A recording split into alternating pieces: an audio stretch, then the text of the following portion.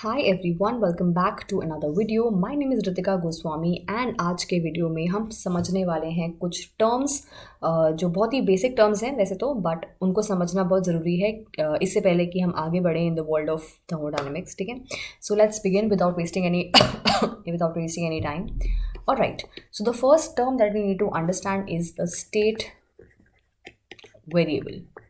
Okay, state variable क्या होता है? देखो, वेरिएबल तो ऐसी चीज़ होती है जिसकी जो वैल्यू है वो चेंज होती रहती है, इट इज़ नॉट कांस्टेंट। ठीक है, वेरिएबल का उल्टा कांस्टेंट होता है, ऐसी क्वांटिटी जो कांस्टेंट रहती है which is not changing. Variable मतलब इट विल कीप चेंजिंग, है ना। और अब स्टेट क्या होता है? मैंने कल एक वर्ड यूज़ किया था सिस्टम, अगर याद हो तो। ठीक है, सिस्टम एक वर्ड यूज़ किया था, और सिस्टम हमारा वो चीज़ है जिसको हम लोग मेजर कर रहे हैं, जिसको हम लोग पढ़ रहे हैं, जिसके अंदर एनर्जी चेंजेस को हम लोग स्टडी करना चाह रहे हैं। ठीक है, that for us is our system.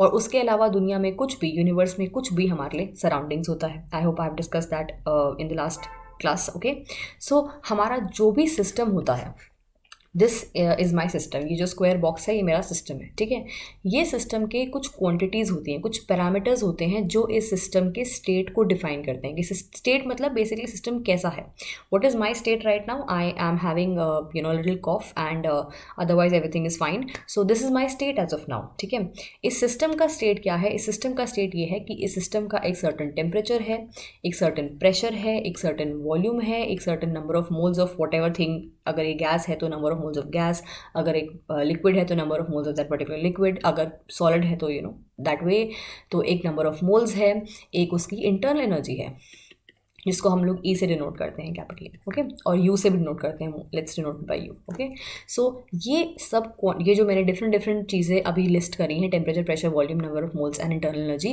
And some more quantities also will define the state of system, कि सिस्टम एक्चुअली कैसा है। ठीक है, this is the state of system. Now कुछ टाइम बाद या कुछ रिएक्शन की वजह से या कुछ एनर्जी चेंजेस की वजह से या किसी भी रीज़न से सिस्टम हो सकता है उसका स्टेट चेंज हो जाए, यानी कि उसका टेम्परेचर जो पहले टेम्परेचर T1 था वो T1 ना होकर T2 हो जाए, प्रेशर P2 हो जाए, वॉल्यूम V2 हो जाए, नंबर ऑफ मोल्स N2 हो जाए और इंटरनल एनर्जी U2 हो जाए। ठीक है, सो ये हमारे सिस्टम का स्टेट 1 था, जो सिस्टम का स्टेट पहले था, एंड कुछ रीज़न से, कुछ एनर्जी चेंजेस से सिस्टम का स्टेट S2 हो गया। ठीक है, so I hope I am clear what is by the meaning of the state of system, कि सिस्टम का स्टेट क्या है, बस कि सिस्टम कैसा है।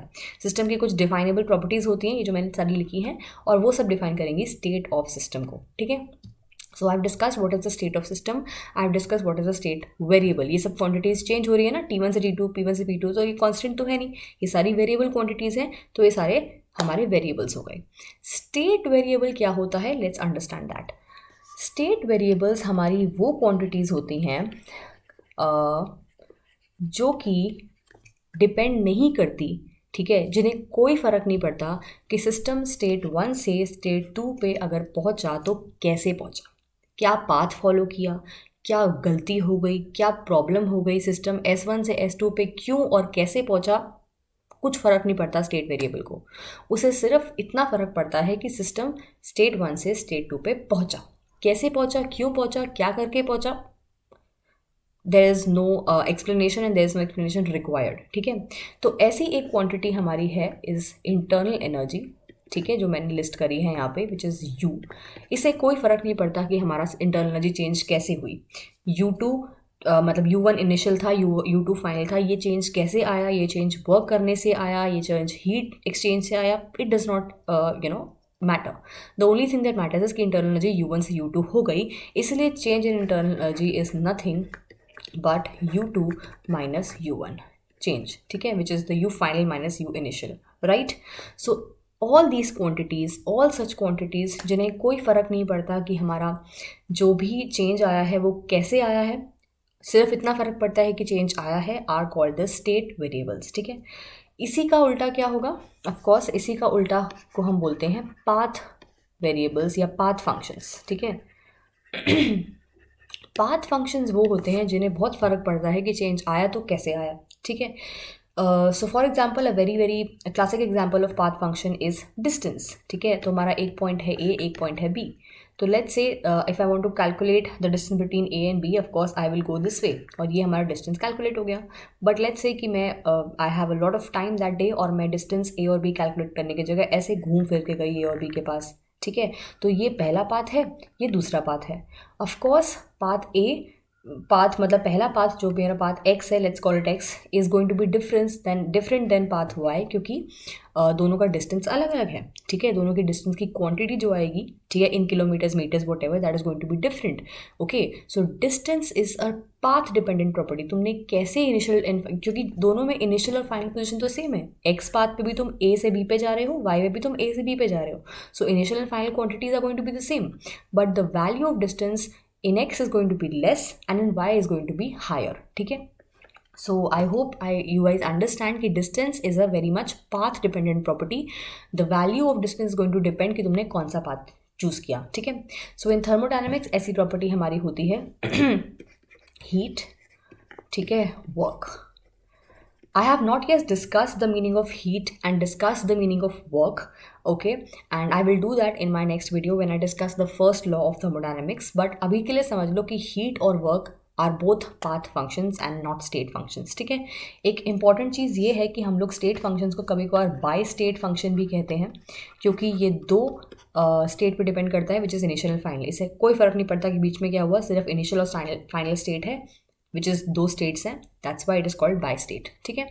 So I hope I'm clear with what is a state function and what is a path function. Now let us jump on to the next two definitions that we need to know, that is of intensive and extensive properties, ठीक है।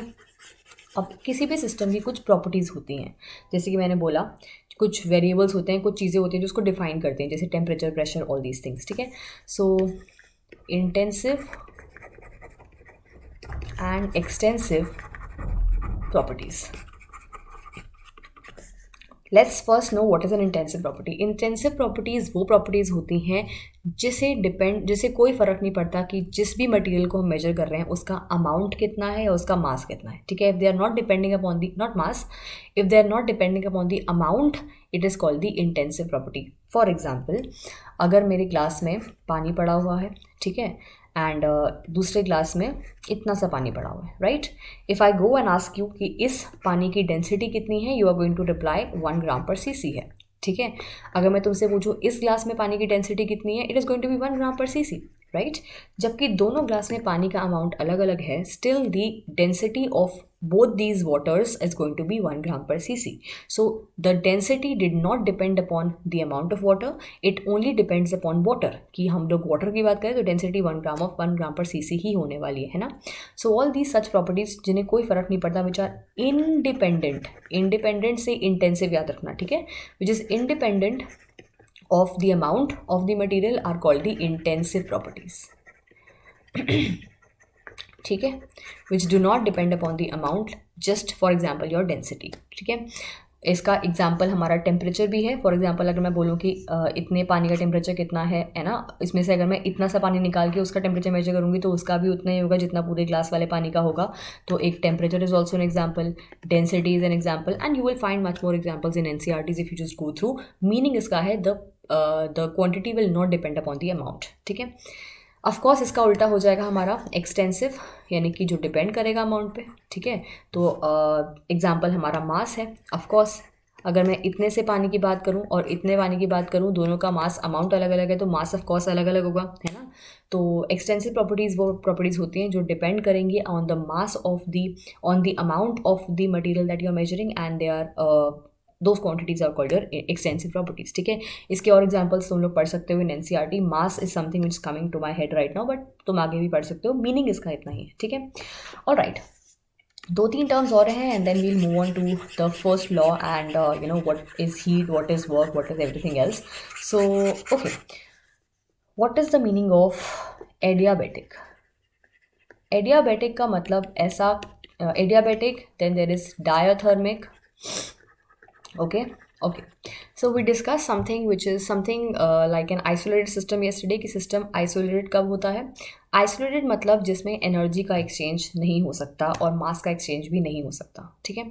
सो ऐसी walls, ठीक है, जिसमें energy बाहर आसपास नहीं आ सकती। अब energy in form of generally heat होता है, ठीक है, हीट का एक्सचेंज पॉसिबल नहीं होता है जहाँ पे, यानी कि अगर हम लोग जैसे थर्मस फ्लास्क की बात करें, so those kind of walls are called your adiabatic walls, यानी कि exchange of heat energy is not possible, ठीक है, यानी कि अगर ठंडा पानी है तो ठंडा ही रहेगा और गर्म पानी है तो गर्म ही रहेगा, राइट।